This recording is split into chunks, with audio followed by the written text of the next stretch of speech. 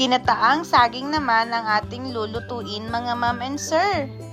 Kaya naman samahan nyo ako at tikman natin kung anong kalalabasan ng ating ginataang saging na saba na may sago.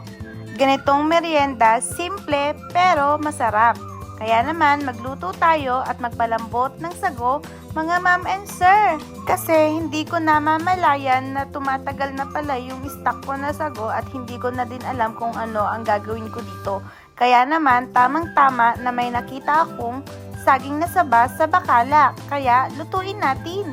Bala ko pa sanang i-arnibal yung saging kaso nga lang sabi ko nagmamadali na ako kaya pinakuluan ko na lang agad ito sa gata tapos nilagay ko yung saging na saba.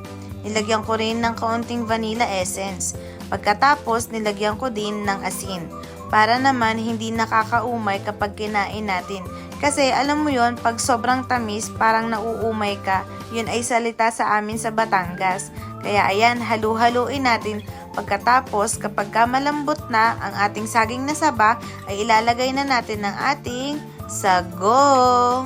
Madami yung sago na yan, isang balot dyan. Kaso nga lang, kalahati lang yung iniluto ko at ilalagay ko dyan. Kasi parang naiisip ko pang gumawa ng bilo-bilo. Tapos, maliliit lang din siya. Tapos, syempre, alangan namang malalaki yung ilalagay natin na tapioca pearls. Pero, mas masarap kasing ganyan.